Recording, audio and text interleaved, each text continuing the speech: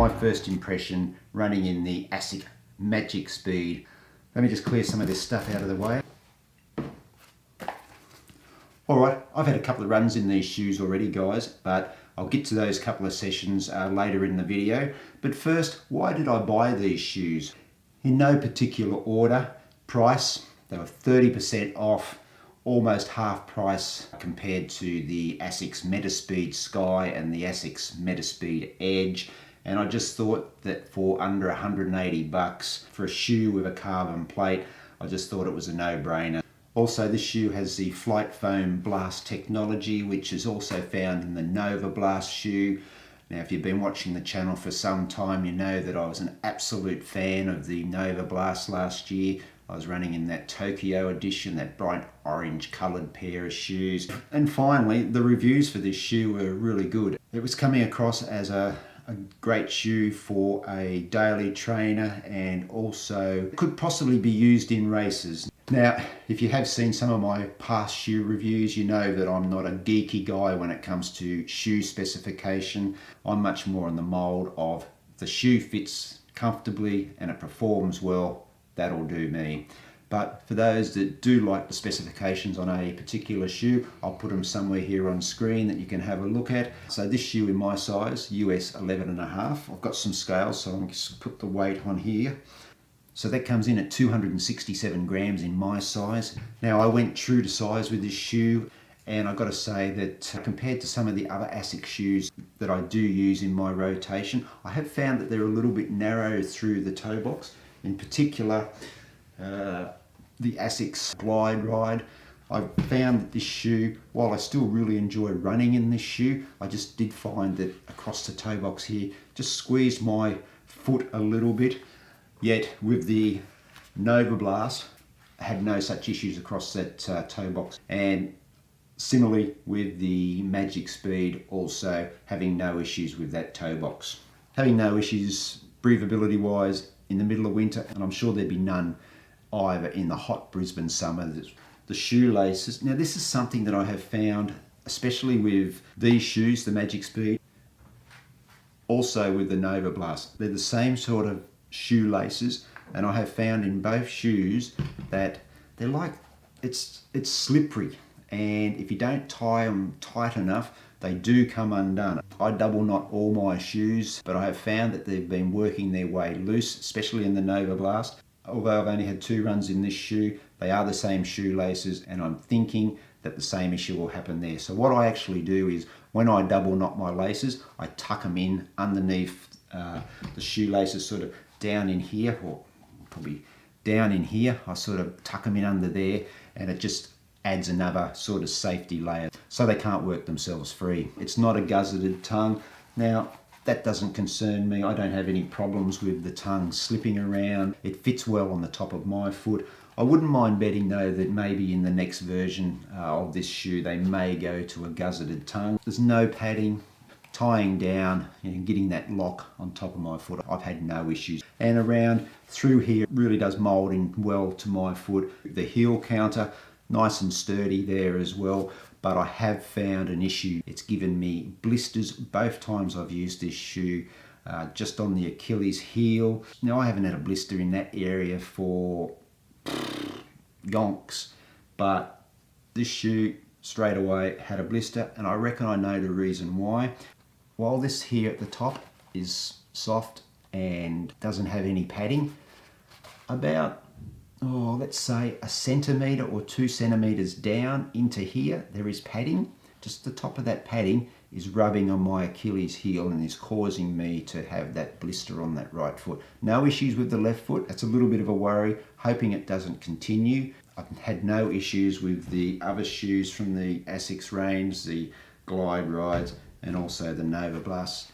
Both really well padded. Obviously just trying to save a little bit on weight by not having the padding coming right up to the top. So yeah, I'm going to be interested to see if that actually softens up a little bit and my foot gets used to it, or whether it's going to continue causing me some problems.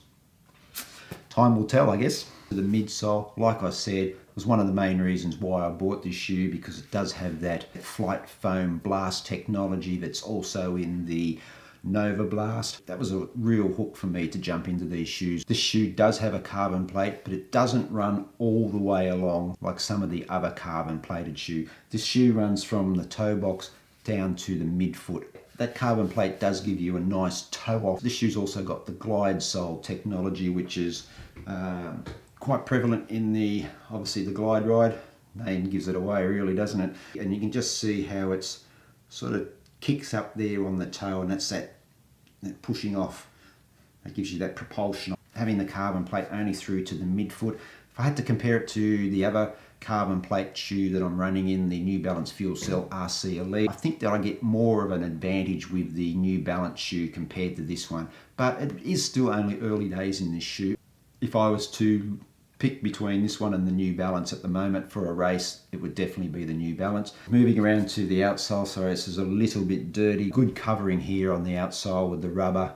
Again, it has this little chiseled out bit here with the Glide Ride, and also here with the Nova Blast.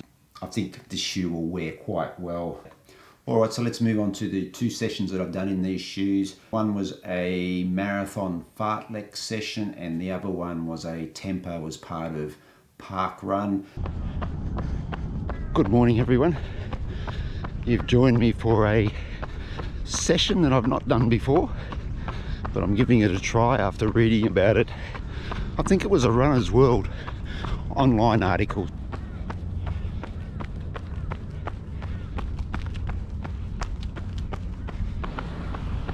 So it's called a marathon fartlek session, and it involves 1 mile or 1.6k at 10k pace, straight into 2 mile or 3.2k at marathon pace.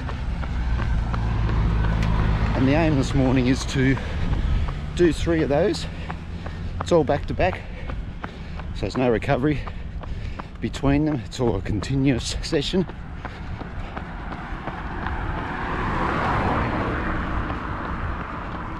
It's a fairly long session, 9 miles or almost 14.5k. And to say that I'm a little bit apprehensive about it is an understatement. So we'll see how we go.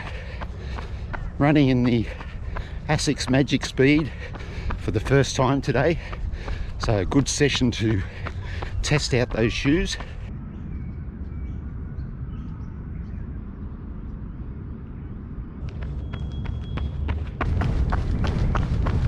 Oh, that was a tough little session, especially by yourself, and for a 55-year-old, I tell you.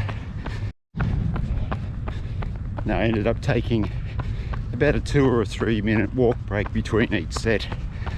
I think the article said to do it continuously, but there was no way I was going to get that done continuously, especially for the first one. I had no trouble with the 10-kilometre pace, just at 4 minutes or a little bit under per kilometre. No problems whatsoever at the marathon pace, holding around 4:10. It ended up being 14 kilometres all up. No problem at all in that shoe. Really comfortable, felt good support all through the shoe, and I could feel the assistance from the carbon plate. It was just the blister issue, unfortunately. And the second session was a tempo, over 8 kilometres at around about a 4:05 per kilometre pace. Couldn't fault the shoe. It's just the blister issue again flared up. That's really disappointing that I'm getting that blister issue, but I'm going to persevere with this shoe because I think going forward with this shoe, definitely going to use it for those more higher intensity workouts. I think it's a great shoe to use for training purposes, for probably any distance event that you are planning to do. For me, I doubt whether I would use this in a race. I think some people probably could. Like I said, it's a cheaper version of a carbon plated shoe. I'm really looking forward to doing more higher intensity sessions in this shoe. I think this will be my go-to shoe for those sessions in this marathon block that I'm doing leading up to the Melbourne Marathon. It'll just save the New Balance Fuel Cell RC Elites that I got. I can save those for race day. And who knows, there may even be more shoes in the rotation as I get a bit closer to the Melbourne Marathon. But overall, I like the shoe. I think that it would suit as a daily trainer. I think you could take this out on a medium long run. I'm not sure if it'd suit me for a long run, but definitely for those speed sessions, intervals, tempos, this will probably be my go-to shoe as long as this heel issue with the blister doesn't keep flaring up. I'd probably give it maybe 3 out of 5 stars, but I think as a daily trainer, carbon plated shoe, a little bit cheaper than the super shoes, I think you probably can't go wrong. There you go, guys, my first impression of the Asics Magic Speed. Alright, so that was my first impressions of the Magic Speed. I'll do an update on how that shoe's performing after 100 mile or 160k. Might take a little while to get there. I'll keep you up to date how the shoe's going in this marathon training block aimed at the Melbourne Marathon on October 10. Alright guys, thanks very much for watching this video. Make sure you do give it a thumbs up, like, does really help the channel. Helps the channel to spread its wings, bring in new viewers, and ultimately grow the channel. So I'd really appreciate that if you did smash that thumbs up button. And if you're not a subscriber to the channel and it's your first time here, welcome, but would really appreciate if you hit that red subscribe button as well. All right, I'm out of here guys, but before I go, check out this video up here, my shoe review on the New Balance FuelCell Rebels version 2. But until next time, stay safe, happy running, and I'll see you in the next video. Hooroo!